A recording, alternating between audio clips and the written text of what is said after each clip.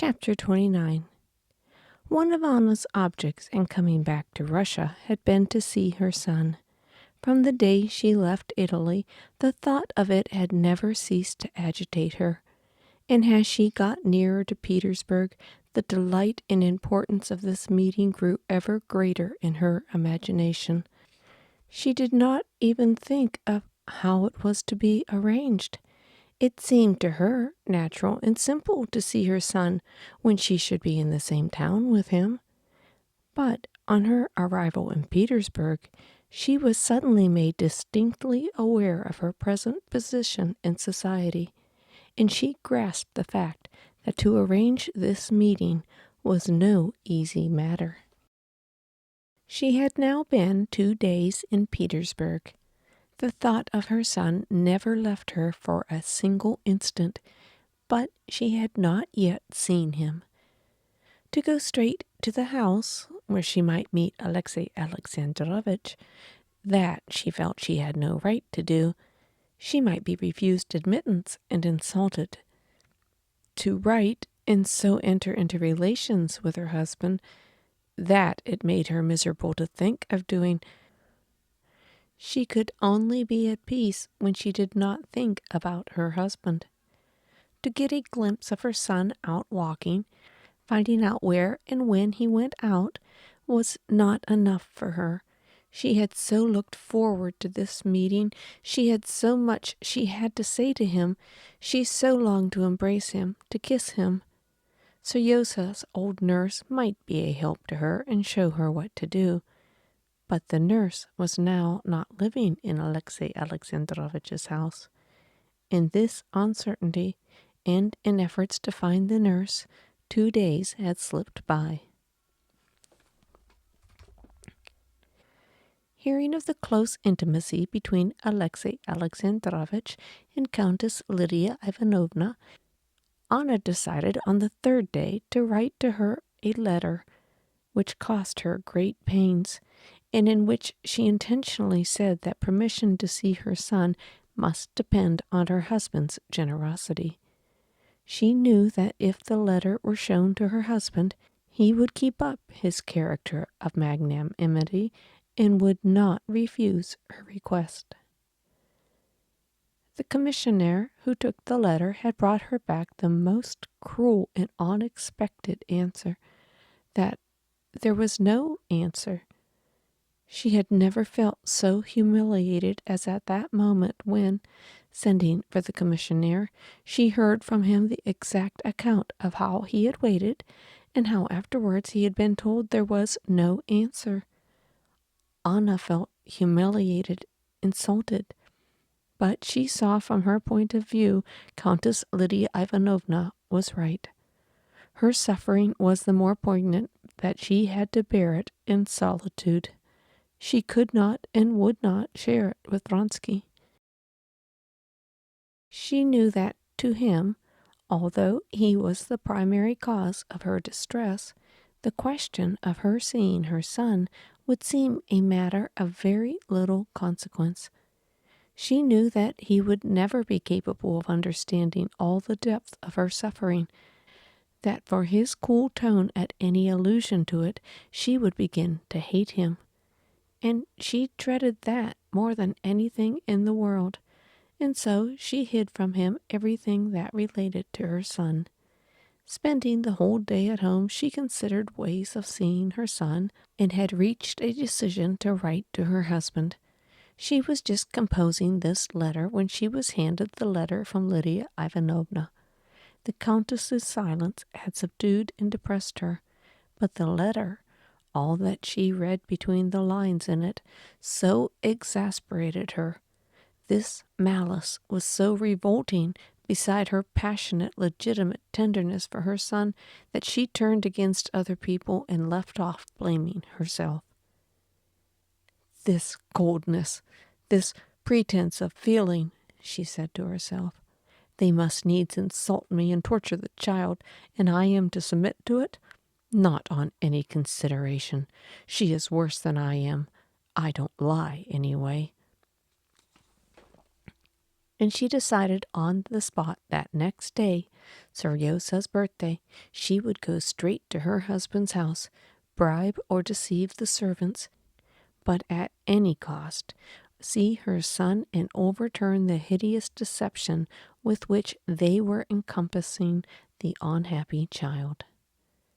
She went to a toy shop, bought toys, and thought over a plan of action. She would go early in the morning at 8 o'clock, when Alexey Alexandrovitch would be certain not to be up. She would have money in her hand to give the hall porter and the footman, so that they would let her in, and, not raising her veil, she would say that she had come from Seryosa's godfather to congratulate him, and that she had been charged to leave the toys at his bedside. She had prepared everything but the words she should say to her son.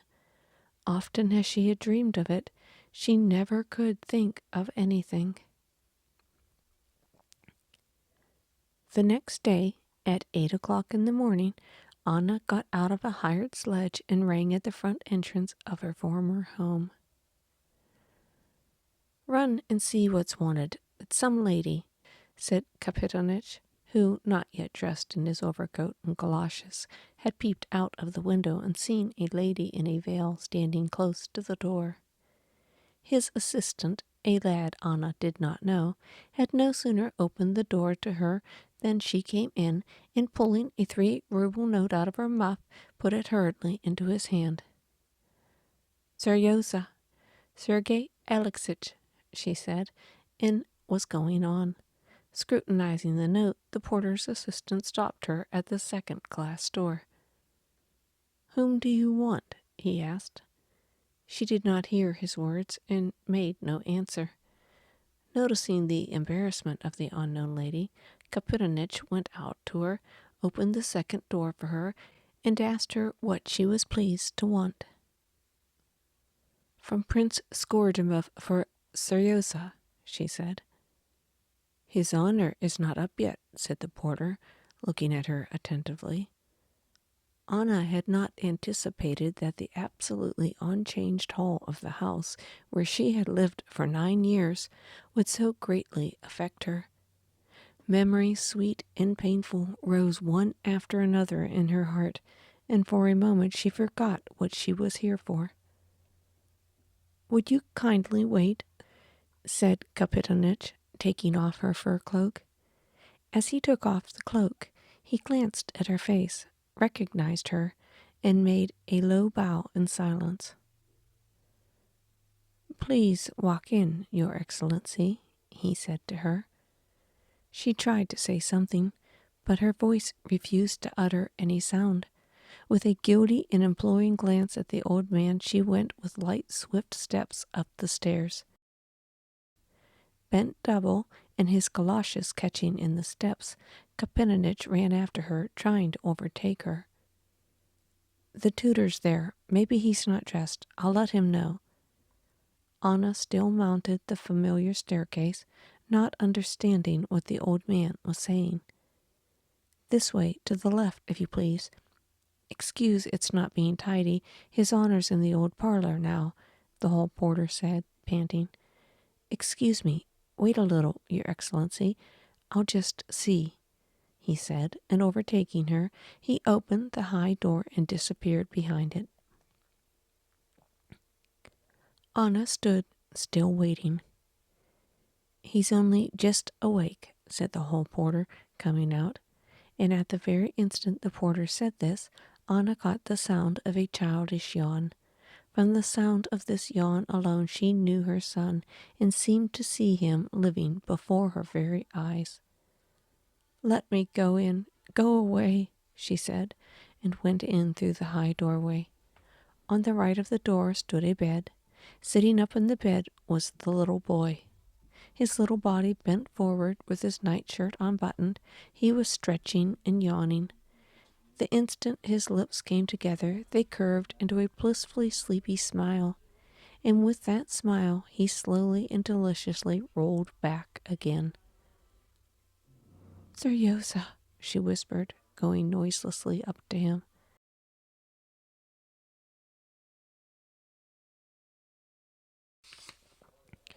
When she was parted from him, and all this latter time when she had been feeling a fresh rush of love for him, she had pictured him as he was at 4 years old, when she had loved him most of all. Now he was not even the same as when she had left him. He was still further from the 4-year-old baby, more grown and thinner. How thin his face was, how short his hair was, what long hands, how he had changed since she had left him. But it was he, with his head, his lips, his soft neck, and broad little shoulders. "Seryosa," she repeated just in the child's ear.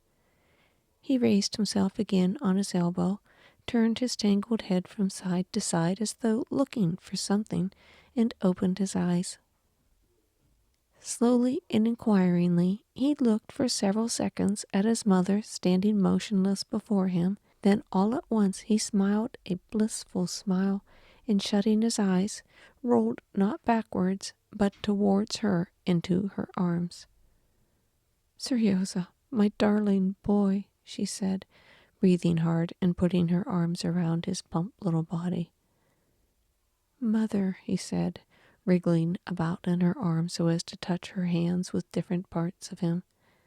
Smiling sleepily, still with closed eyes, he flung fat little arms around her shoulders, rolled towards her with the delicious sleepy warmth and fragrance that is found only in children, and began rubbing his face against her neck and shoulders. "I know," he said, opening his eyes. "It's my birthday today. I knew you'd come. I'll get up." And saying that, he fell back asleep. Anna looked at him hungrily. She saw how he had grown and changed in her absence. She knew and did not know the bare legs, so long now, that were thrust out below the quilt, those short-cropped curls on his neck in which she had so often kissed him. She touched all this and could say nothing. Tears choked her. "What are you crying for, Mother?" he said, waking completely up. "Mother, what are you crying for?" he cried in a tearful voice. "I won't cry. I'm crying for joy. It's been so long since I've seen you. I won't, she said, gulping down her tears and turning away. "Come, it's time for you to dress now," she added after a pause, and, never letting go of his hands, she sat down by his bedside on the chair where his clothes were ready for him. "How do you dress without me? How—" She tried to begin talking cheerfully and simply, but she could not, and again she turned away. "I don't have a cold bath. Papa didn't order it. And you've not seen Vasily Lukitch? He'll come in soon. Why, you're sitting on my clothes." And Seryosa went into a peal of laughter. She looked at him and smiled. "Mother, darling, sweet one," he shouted, flinging himself on her and hugging her. It was as though only now, on seeing her smile, he fully grasped what had happened. "I don't want that on," he said, taking off her hat. And as it were, seeing her afresh without her hat, he fell to kissing her again. But what did you think about me? You didn't think I was dead?" "I never believed it." "You didn't believe it, my sweet?" I knew. He repeated his favorite phrase, and snatching the hand that was stroking his hair, he pressed the open palm to his mouth and kissed it.